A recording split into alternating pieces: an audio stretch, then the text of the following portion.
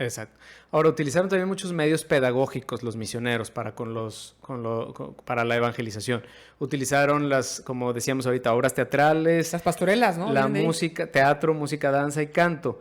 Se representaban como en obras de teatro pasajes bíblicos, la pasión y la crucifixión en Semana Santa. De ahí nos viene tanto gusto por los Vía Crucis. Vía Crucis vivientes y las pastorelas, en las pastorelas y las posadas. Las pastorelas y las posadas son medios pedagógicos que inventaron los misioneros aquí, Interesante. en tierras mesoamericanas, entonces, o en la Nueva España. Entonces está muy interesante porque imagínense que son pedagogías que subsisten hasta nuestros días.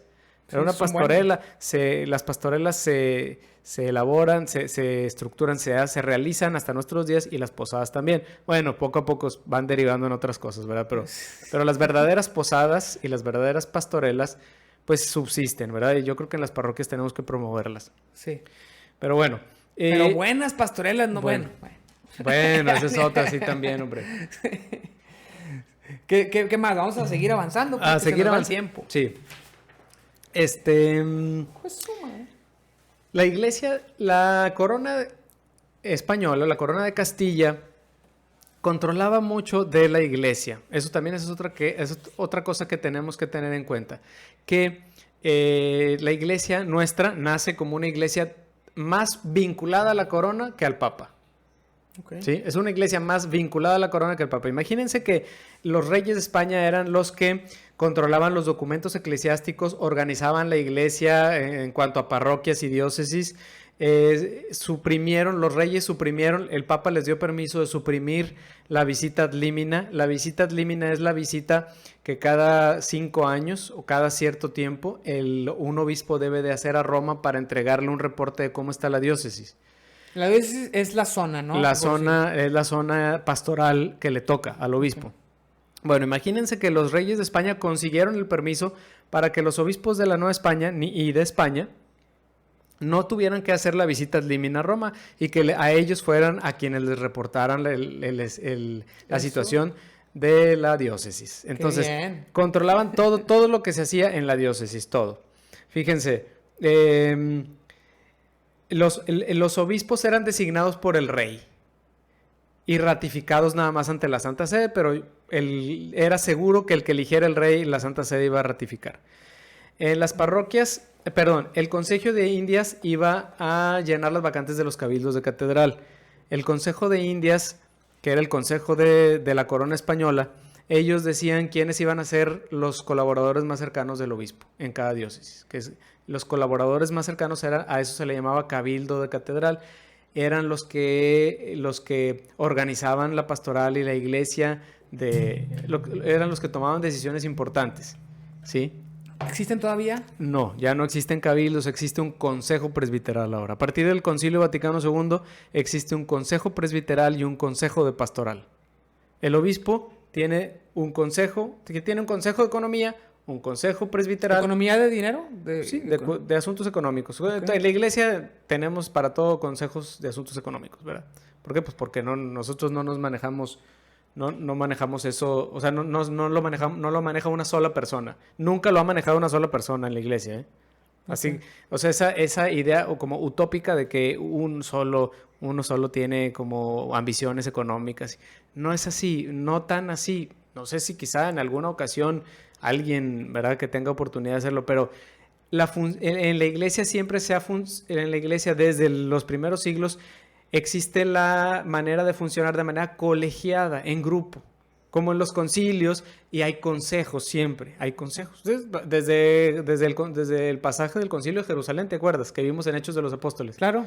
¿Verdad? O sea, siempre hay reuniones para discutir algo. Sí. Y se toman decisiones en conjunto. Por eso ahorita eso es parte de una espiritualidad trinitaria, comunitaria. Bueno, así era. El cabildo de la catedral era el consejito del obispo. Era un grupo que le ayudaba al obispo a tomar decisiones. Ahorita existe un consejo presbiteral y un consejo de pastoral. ¿Ok? Presbiteral, ¿cuáles son las diferencias? Es que no, yo creo que la gente no debe saber las diferencias. Nos vamos a Pero bueno, sí, cierto. Ahorita es otro tema, ¿verdad? Pero sigamos, con el derecho canónico, en otra ocasión podemos hablar de la diferencia. Cuando venga Lun, Marcelo Alun. Marcelo Alun, ese es un tema para Marcelo. Ese es un tema para Marcelo. Ese es su tema. Vamos a déjame lo anoto. Que acá. La diferencia entre un consejo presbiteral y un consejo pastoral, que en principio, pues te puedo decir que es los temas que aborda, ¿sí? El consejo de pastoral. Si ahí sigues, Marcelo, puedes en el chat poner esa diferencia. Y después vienes al podcast para platicar sobre derecho canónico, que es otro tema interesante. Exactamente.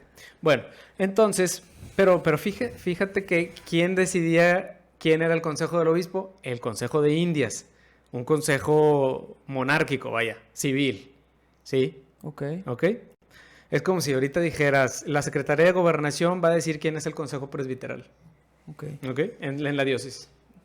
Es que estaba muy unido, ¿no? Pues totalmente unido. Era lo mismo. Totalmente unido, era lo mismo. Bien. Entonces, bueno, tomaban entonces todas las decisiones y una de las consecuencias de esto fue que el vínculo de la Iglesia de la Nueva España fuera muy fuerte con la corona española. Eso nos va a pegar mucho para luego ya como México independiente nos vamos a sentir al principio como iglesia, nos vamos a sentir como huérfanos. O sea, no está la corona, ¿qué hacemos como iglesia? ¿Qué hacemos? ¿Verdad? Bueno, que el presidente tome decisiones, pues no, ¿verdad? Ya ahí ya no fue lo mismo. Ya cuando entra la figura de un presidente y ya empiezan toda la teoría política de la distinción de ámbitos civil y religioso. Entonces, de estar vinculados a la corona, en el siglo XIX pasamos a, bueno, pues nos vinculamos con el Papa. ¿Sí? Y entonces, así podemos entender por qué se le dice a México que es una iglesia muy papista. ¿Sí? México es una iglesia que recibe al Papa con bombo y platillo y con mucha alegría, y que nosotros los presbíteros de México estamos muy unidos al Papa y a las indicaciones de Roma. Pues es que así nacimos, claro, con la corona española, pero cuando se va la corona española, pues nos unimos a Roma, ¿verdad? Al Papa, que es la figura que viene a reemplazar lo que se nos quitó, ¿verdad? Nos quedamos así como, ¿y ahora qué hacemos sin la corona? Bueno, entonces ahí va este es un punto de vista muy personal mío. Uno de los dramas más fuertes de nosotros como pueblo mexicano, todos, presbíteros, laicos, pueblo mexicano, es que hemos dependido de estrategias que nos imponen instituciones, perdón, no personas, instituciones de Europa. Ese es uno de los dramas más fuertes, que tenemos que ir haciendo pininos poco a poco para afirmar nuestra autonomía. Ese es un punto de vista muy personal. Uno de nuestros dramas es que estamos acostumbrados a que nos dicten la estrategia de allá de Europa.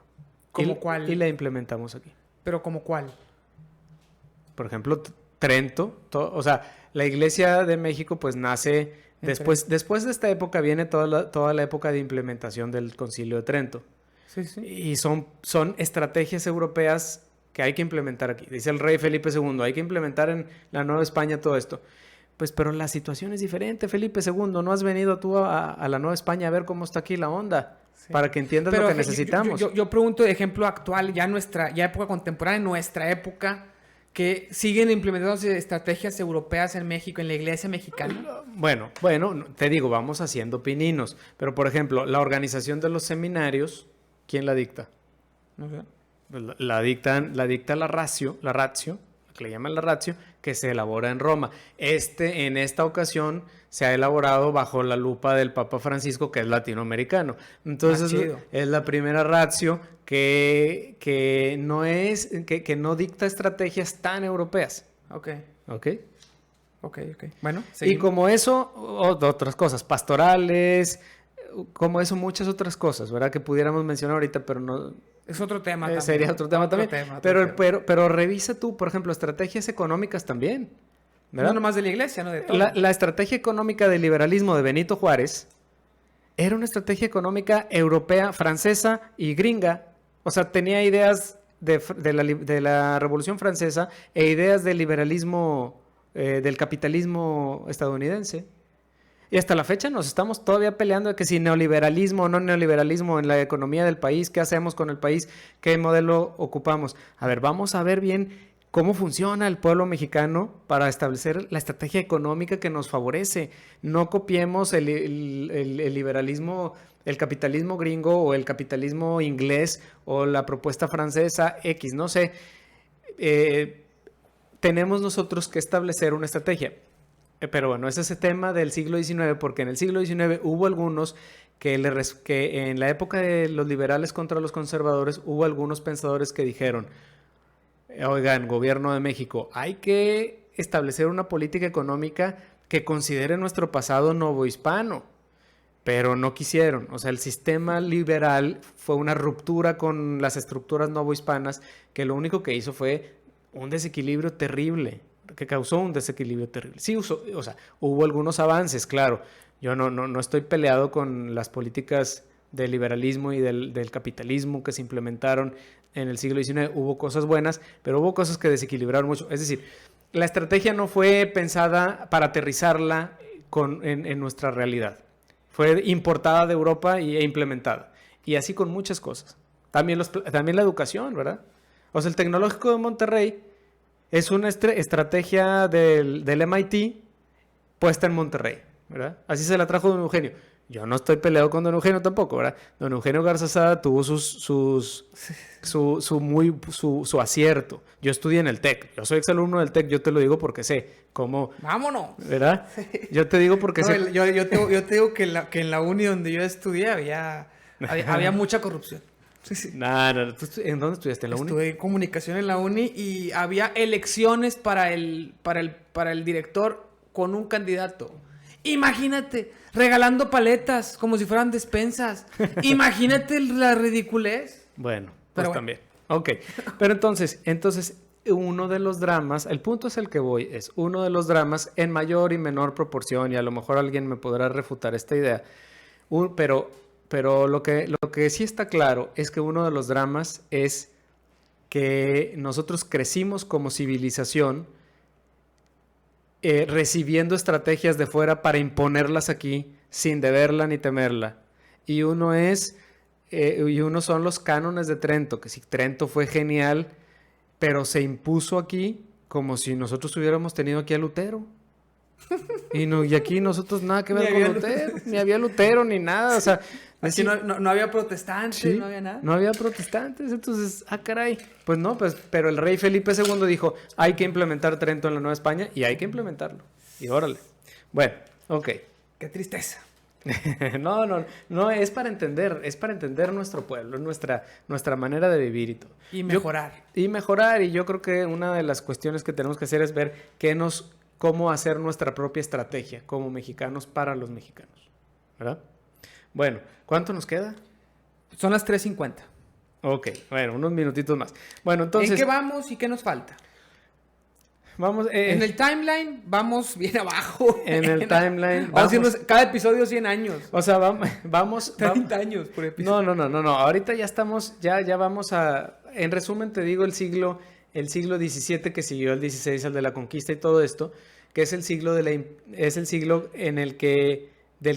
Bueno, al final del siglo XVI se realizan 3 concilios mexicanos. ¿Mexicanos? 3 concilios mexicanos que fueron unas verdaderas reuniones de reflexión pastoral, social. ¿Esos concilios son considerados en todos los concilios de la Iglesia Católica o son exclusivos? Es que son regionales, son exclusivos, pero son considerados en la historia de la Iglesia en México. Ok.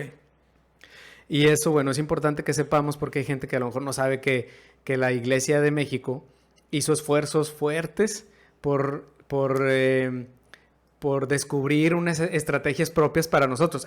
Los 3 concilios son los esfuerzos valiosos, pero solo hubo fueron en el siglo XVI. Luego hubo un 4º concilio en el siglo XVIII. Pero bueno, es menos importante. Pero bueno, fueron esfuerzos en los que hubo discusión para buscar estrategias propias nuestras. Ok. ¿Verdad? ¿Y se encontró algo? Sobre todo en el tercero, sí. El tercer concilio es el concilio que más innovaciones tuvo, que más detalles interesantes, ¿verdad? El primero fue para ver asuntos que urgían de usos y costumbres y el antagonismo que había, o el pleito que había entre religiosos y clero secular. O clero secular son los padres normales de una parroquia. Y ¿verdad? los religiosos son, Entonces, es que sí, a lo mejor la gente no ve la diferencia.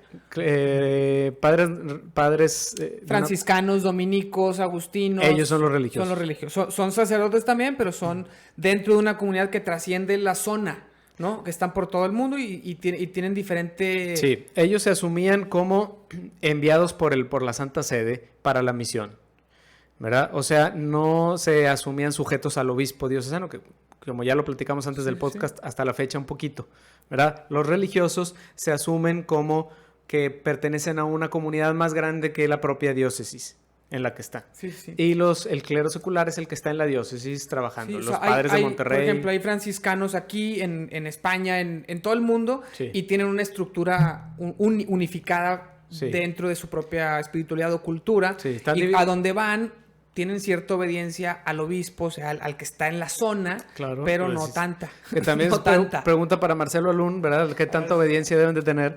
Pero Ándale, a ver si está. No, ya no ha puesto nada. Aquí Ya estamos no ha viendo el puesto chat. A ver, aquí bueno, pone, vamos a ver las preguntas. Hasta la fecha, con el sínodo de la Amazonia existen resistencias por reconocer las pastorales fuera de Europa. Y estas resistencias son sostenidas por los mismos latinoamericanos. Eso lo dice Yeshua. Bien, Yeshua, pues así es. Bueno, pues, ¿qué te puedo decir, Yeshua? Sucede, ¿verdad? Sucede. Pienso que es importante promover el pensamiento pastoral para establecer estrategias nuestras, ¿verdad? Ok, preguntas. Por ahí Manguito tiene unas preguntas interesantes. Estaría padre uno con todas tus preguntas y prepararlas bien. ¿Por qué algunas leyes de la Biblia se siguen y otras no? Eso es para un biblista. Es que tendría que ver a qué te refieres. Tendría que ver a qué te ¿Cuáles refieres? leyes no? ¿Cuáles sí? Bueno, y es que en la Biblia, pues no todo es ley, ¿eh? O sea, ¿cuáles leyes? Digo, si te refieres al Antiguo Testamento... Sí, tienes que especificar un poquito más, Manguito. Sí. Especifica un poquito más a qué leyes te refieres. Sí. Yo voy a tratar en lo que contesto, voy a tratar de asumir. Puede ser que se refiera el Antiguo Testamento versus el Nuevo, el Dios presentado en el Antiguo como castigaba y luego el Dios del perdón, que ahí son cosas que sí tienen respuesta, pero vamos a ver qué pone. Las sacerdotes, las cívicas y las morales. La razón por la cual seguimos las leyes morales es que estas son a base del carácter incambiable de Dios. No sé. Ok, a ver. ¿Eso dice Manguito? Sí, eso dice Manguito. Ok. Habla de las sacerdotales, las cívicas y las morales. La verdad no sé a qué te refieres, No sé. Manguito. Estoy como... Yo tengo una... Dice Exforce Dani que si venerar el crucifijo es como venerar la muerte de Jesús. Y Andrea dice, bueno, No. primero la de Venerar el crucifijo es venerar el triunfo de Jesús. El triunfo sobre la muerte. El triunfo sobre la muerte es el acto de amor más grande. Es un acto de amor lo que estás venerando en la cruz. Un acto de amor. el triunfo sobre la muerte. El triunfo sobre la muerte. Ok. Y Andrea pone, pues se supone que el Viejo Testamento no se siguen o sí. Es que no es que... A ver, acuérdense que Jesús dijo, yo no he venido a abolir la ley, he venido a darle plenitud. O sea, Jesús no vino a borrar el Antiguo Testamento, No, sino a que se darle- entendiera bien. A que se entendiera bien. entenderlo darle- mejor, con eso. otros ojos. Exactamente. ¿Y por qué con Exforzani y por qué con una imagen así? ¿Por qué con Como una imagen así? sufriente. Eso lo platicamos en el Pues porque es la imagen que a nosotros nos comunica esa donación de Jesús es la muerte en la cruz. Ahora, en las comunidades cristianas orientales se utiliza más el Pantocrátor, Sí, ¿verdad? El Cristo triunfante, ¿verdad? El Cristo resucitado, también a él, también puedes también puedes venerar, puedes utilizar pedagógicamente o el Cristo crucificado, o el Cristo resucitado, o el Pantocrátor, el que tú quieras, pero es Cristo el centro, Cristo es el centro. Ahora, no es incorrecto venerar la cruz y no debe de comunicarte solo sufrimiento porque es un acto de amor. Ese es el punto, Andrea. No, eso fue Dani. Ok, Dani. Y pone Manguito, ¿por qué Jesús tuvo que morir en la cruz? Híjole. Pues sí, pues nos vamos a tardar mucho en todas estas preguntas. ¿Por qué tuvo que morir en la cruz? Pues porque la consecuencia, fue la consecuencia o sea, mira, por una parte fue la consecuencia de los acontecimientos históricos. Y Jesús quiso asumir esa historia para redimirnos. Entonces, es la consecuencia de asumir el proyecto de redención, pero también es la consecuencia de los acontecimientos históricos porque crucificaban a los maleantes. ¿Ok? Y a Cristo lo consideraron una persona que estaba haciendo revuelta entre el pueblo judío. Pero no será, ¿tú crees que en el proyecto de Dios, en la encarnación, ya estaba a morir en la cruz? ¿O también fue al asumir la condición humana al 100% y al ser fiel a su proyecto de predicación, la consecuencia humana fue que lo crucificaran y dijo, ok, vamos a asumir esta porque yo soy humano completo? Bueno, yo opto por esa segunda explicación tuya. Digo, eso yo lo saqué de lo que acabas de decir. Estoy reinterpretando lo que dijiste. Esa es la explicación teológica no determinista. Lo que pasa es que nosotros creemos en un Dios que no es determinista. Dios no dice, bueno, eres como una marioneta y ya yo te voy a manejar y entonces te voy a llevar a la cruz. No, ¿verdad? Si nosotros afirmamos que Dios nos da libertad, entonces tiene que haber consecuencias de nuestros actos. Y Jesús lo asumió. Dice Andrea, ¿por qué se venera la cruz de Jesús? No, la cruz, sí, Jesús dijo que no se veneraran nada las imágenes, símbolos o ídolos. ¿Cuándo dijo Jesús eso? No dijo eso. No dijo eso. Pero debe de... Eso está en el Antiguo Testamento. Eso está en el Antiguo Testamento. Por una parte es, no te harás imágenes de nada, de nada sobre aquí, de nada de lo que veas en la tierra, y solo adorarás a Dios, ¿verdad? Pero después también el mismo Dios le dice al pueblo de Israel, vas a hacer un arca con unos querubines para portar ahí a la presencia de Dios. Y luego vas a hacer una cruz, vas a hacer una serpiente de bronce que va a ser el signo de mi presencia para curar a todas aquellas personas que estén enfermas en el desierto. Entonces, hay un doble discurso en la Biblia de, por una parte, no adorar imágenes y por otra, sí utilizar imágenes como mediación de la presencia de Dios. Entonces, nos queda claro que no adoramos las imágenes, pero sí tenemos imágenes como mediación de la presencia de Dios. ¿Ok? O sea, no pones la imagen primero, es un medio nada más. Ajá, exactamente. Es un medio para lo que la imagen representa. Es como decir, tengo una foto de mi mamá en la cartera, no por eso adoro la foto. Pero a lo mejor me recuerda algo, a lo mejor la veo y experimento una paz. Yo creo que tiene mucho que ver con la cultura mexicana que se ha impuesto. Por ejemplo, no tirar una cruz o no tirar una imagen. Cuando, pues también si tienes un chorro de mugrero en tu casa, pues puedes tirarla, ¿no? Claro. No pasa nada. Claro, no pasa nada. Claro. No es un objeto divinizado, es simplemente un símbolo, ¿no? O si es no es un objeto divinizado. No es un objeto divinizado, pero es un objeto sagrado para nosotros. Entonces, sí. Dice, en la Biblia dice que no debemos asemejar a dioses con los objetos o algo así. En la Biblia, sí, ok, Dani, es Dani, ¿verdad? Sí. Sí, Dani, en la Biblia dice, por una parte, que no debes adorar objetos y que no te harás ningún objeto de las cosas, o sea, no te harás ningún ídolo de las cosas que veas en la tierra, ¿sí? Para adorar. En ese precepto, lo que se nos invita es a no adorar a nada, a ninguna criatura hecha por Dios, más que a Dios. Dios es el creador. Pero en ningún lado dice, y al contrario, en otros pasajes dice que sí puedes tener objetos que hagan que de alguna manera representen una mediación con Dios o una presencia de Dios, no para adorarlos, sino para que Dios se haga presente a través de esas imágenes. Ok, muy bien. Dice, ¿qué pasaría, Manguito? Dice, ¿qué pasaría si dejo de creer en Dios o si pienso que Dios no existe? Eres libre, ¿no? Tú eres libre, no pasa nada, tú eres libre. Claro, hay consecuencias de no creer en Dios. ¿Cómo cuáles? Pues te pierdes la fuerza de la fe, te pierdes la gracia, ¿verdad? Tú te lo pierdes. Tú te lo pierdes, ¿verdad? Es todo. Te están regalando un pastel y tú dices, yo no quiero ese pastel. Pues bueno, no vas a disfrutarlo. Okay. Y en la vida eterna, pues sí tendrá sus consecuencias, ¿verdad? Pero bueno, Ya llegó la hora del canto, híjole, ya. Pero eso es hasta que se vaya el padre, porque pues él también tiene sus cosas, pero claro que voy a Ya me cantar voy. porque puso ahí sus puntos del canal. Nomás, ¿en qué nos quedamos? Bueno. ¿Qué sigue para el siguiente episodio? Nos quedamos en que se elaboran, en que se realizan estos 3 concilios para establecer estrategias, tanto estrategias impuestas por Trento, sobre todo el concilio tercero, el segundo y el tercero, y estrategias aterrizadas a nuestra realidad. Bueno, y entonces durante todo el siglo XVI, durante todo el siglo XVII, se consolida la vida de los criollos, se le empieza, como tú dijiste ahorita, Mauri, se les empieza a decir criollos a todo nacido en estas tierras y ya empieza a ser difícil descubrir quién tiene sangre pura y quién no tan pura. Y entonces, ya el siguiente siglo, es decir, todos los años 1600, criollo es el nacido, el criado en esta tierra. Sangre pura, o sea, con hijos de españoles.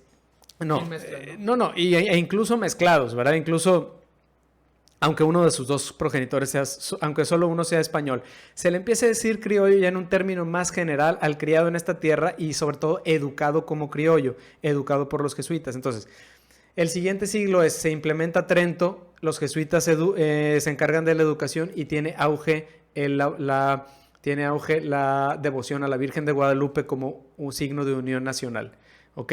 Entonces, esos 3 aspectos son importantes para todo el 1600, hasta que llega un cambio en la corona y vienen cambios con las reformas borbónicas, que es de lo que vamos a hablar la siguiente ocasión, ¿sí? Okay. O sea, vamos a hablar de cómo termina el siglo 1600 y empieza el 700 con otra onda, y todo ese siglo 1700 nos va a ir preparando para que los criollos, estas personas nacidas aquí, que aman México y que están que están educados por los jesuitas, son los principales impulsores de la independencia. Ah, ¿sí? Sí. Agustín Iturbide. Miguel Hidalgo, Agustín Iturbide. ¿Agustín Iturbide era criollo? Agustín. ¿No sabemos? ¿Mestizo? Todos ellos eran, no sabemos bien exactamente si sus 2 papás, No, pero era considerado criollo. Sí, pero lo que pasa es que ellos ya eran hijos de papás criollos o sea, ya no eran hijos de españoles. Acuérdate que al principio... yo sé, pero no eran mestizos, no eran... A lo mejor tenían por ahí algún antepasado. No, pero culturalmente, yo me refiero a cómo se asumían ellos. Criollos. Criollos se asumían como herederos de esa cultura española y educados y con buena educación, vaya. Muy bien. No es lo que ahorita le pudiéramos decir clase media bien educada. Clase media ya era considerado. Pero en ese tiempo no se definía así. Los criollos en general, eran como la clase media bien educada, que asistió a los colegios de los jesuitas, que pues no asistía a cualquier persona, o sea, más bien sí eran una clase media bien educada, que entonces impulsan ellos la independencia. Muy bien, última pregunta que puso Exforzani, ya para irnos, y nomás decir qué sigue para el siguiente. Okay. Ya para irnos, dice, y en cuestión de religiones, ¿todas están equivocadas menos una? Pregunta, creo que esta la leí y creo que tienes una buena respuesta, por eso la quise poner. A ver, ¿no? En cuestión de religiones... O sea, pregunta si la Iglesia Católica se considera la iglesia que está en lo correcto y las demás están equivocadas. Ahí va. La plenitud de la revelación es Cristo, ¿verdad? Por lo tanto, en el cristianismo, ¿verdad? En el cristianismo está la plenitud. En el cristianismo se custodia la plenitud de la revelación, ¿sí?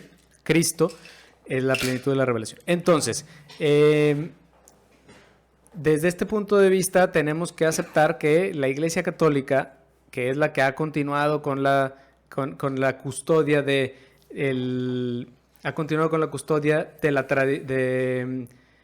la revelación de Dios, la revelación de Dios a través de Cristo, que está en lo que comunicaron los apóstoles y en lo que se puso por escrito en la palabra de Dios, ¿verdad? O sea, nosotros sabemos que la revelación está en la tradición con T mayúscula, no tradiciones de usos y costumbres, sino en la tradición, es decir, en el transferir de generación en generación el mensaje de Cristo y en la puesta por escrito de este mensaje que es la Biblia.